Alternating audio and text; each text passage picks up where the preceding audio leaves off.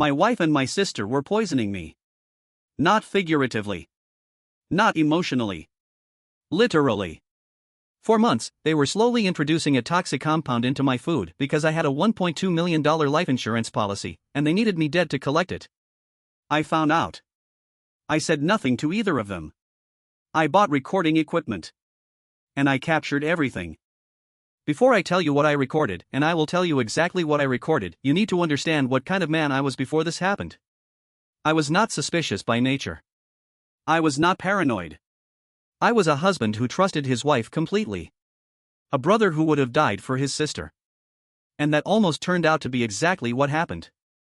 Sophia and I had been married for 3 years. She was 30. I was 33. We had a real apartment, real savings, a future we had built together. I had taken out a $1.2 million life insurance policy 2 years into the marriage. Standard. Responsible. The kind of thing you do when you love someone and want to protect them. Then there was Ava. My younger sister. 28 years old. She had always been close to Sophia, too close, I now realize. At the time I thought it was beautiful. I used to joke that if anything ever happened to me, at least they had each other. I had no idea how literal that joke was going to become. It started with fatigue. Then nausea. Then I began losing weight I had not tried to lose. My hands would shake some mornings. I chalked it up to stress, bad sleep, maybe a virus. Sophia was attentive, more than usual. She cooked every meal. She brought me supplements. She insisted I rest. She was, I thought, being a good wife. She was managing the dosage. After 3 months of symptoms, my doctor ran a full blood panel. He called me back within 48 hours and asked me to come in alone. When I sat down across from him, he said 4 words I was not prepared for: you were being poisoned. The results showed prolonged exposure to a toxic compound. Not a single dose. Months of it. Accumulating. Slowly. Someone with daily access to my food. I sat in my car for 45 minutes after that appointment. I did not cry. I did not panic. I ran through the list of who had daily access to my kitchen, my food, my supplements. It was a very short list. By the time I started the engine, I already knew. I just needed proof. And I needed to get it without letting them know I was looking. The only person I told was Tyler, my younger brother. 27 years old. The most trustworthy person I have ever known. I called him from a parking lot and told him what the doctor said. He went silent for 30 seconds. Then he said, "Tell me what you need."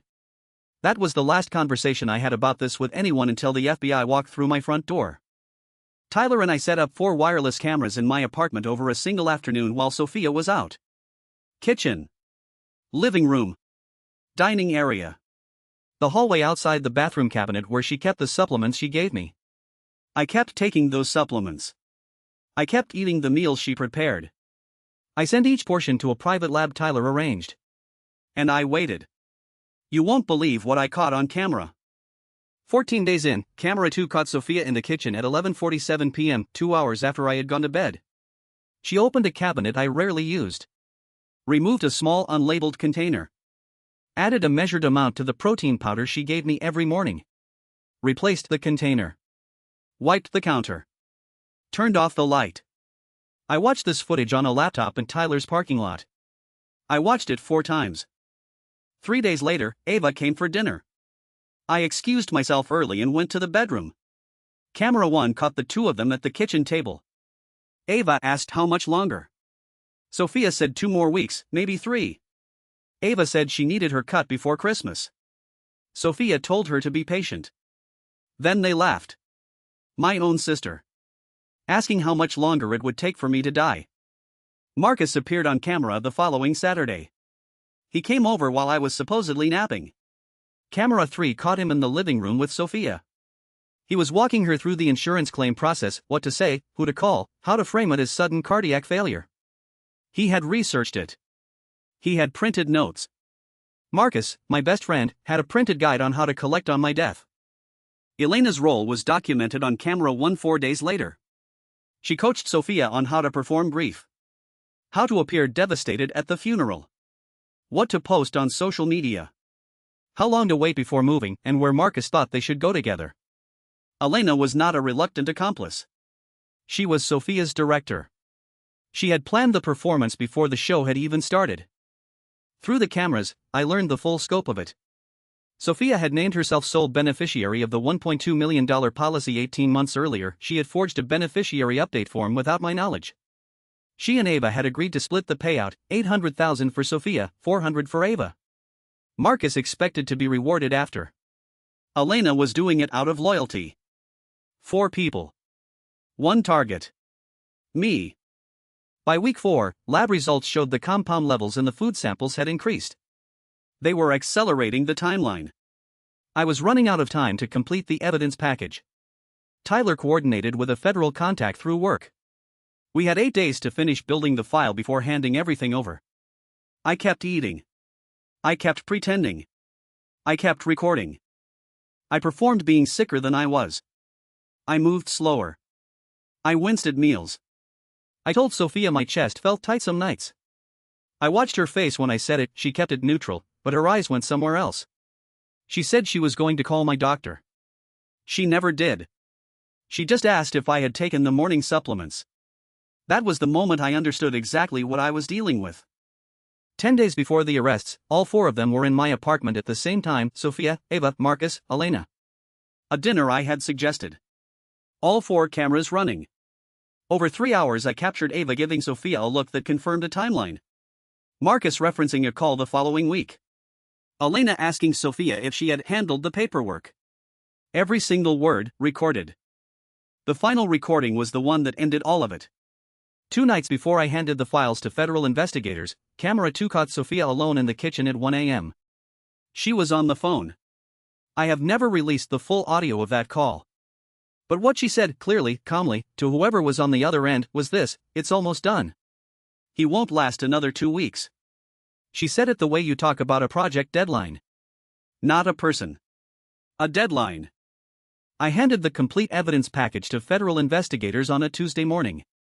Tyler drove me. I brought a hard drive with 340 hours of footage, 22 lab reports documenting the compound in my food over 6 weeks, the forged beneficiary form, and a full written timeline. The lead investigator looked at the file for 20 minutes without speaking. Then she said, "We'll move on this within 48 hours. They moved in 36. Sophia was arrested at 6:14 a.m. on a Thursday. I was not there. I had checked into a hotel under a different name 2 days earlier on Tyler's advice. He sent me a single text when it happened: "Done." I sat in that hotel room and understood for the first time in months that no one was putting anything in my food. That I was going to be alive next week. The week after. After that. Ava was arrested at her apartment 40 minutes later. She called my phone from the police station that afternoon. I did not answer. She left a voicemail 14 seconds long saying she could explain everything, that she had been pressured, that she loved me. I listened to it once. I have not listened to it again. There is nothing in 14 seconds that explains asking how much longer your brother has to live. Marcus and Elena were taken in within the same hour. Marcus had shredded the printed notes I had seen on camera 3, but he had forgotten about the footage of him holding them. Elena had deleted her texts with Sophia, but federal forensics recovered every one. The 4 of them had believed they were careful.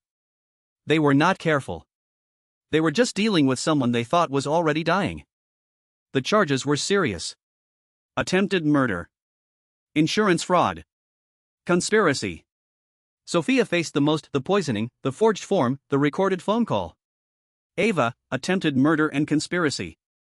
Marcus, conspiracy, fraud, accessory. Elena, conspiracy, accessory. The prosecution did not need to work very hard. I had 340 hours of footage. They needed about 40 minutes of it. My body took 4 months to fully clear the compound. I spent that time at Tyler's place. I ate nothing I did not prepare myself. I slept without checking the door. I walked every morning, something I had been too weak to do for months without knowing why. The doctors said the timing of the discovery had been close. Another 4 to 6 weeks and the outcome would have been different. That is not a thought I visit often. People ask me what I felt when I watched that first camera footage: Sophia at the kitchen counter at midnight, measuring a dose into my protein powder. The honest answer is, nothing I expected. Not rage. Not grief. Something colder. A kind of clarity. Because once you see that, there is no going back. There is no conversation. There is no reconciliation. There is only documentation. And then there is consequence. Tyler never left during those 8 days of building the evidence file. He slept on his own couch and drove me to every meeting.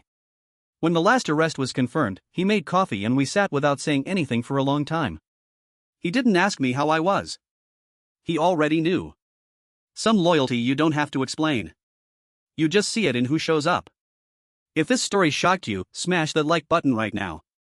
Subscribe and turn on the bell, new karma drops every single week. Drop karma in the comments. What would you have done if your own family tried to kill you? I read every single comment.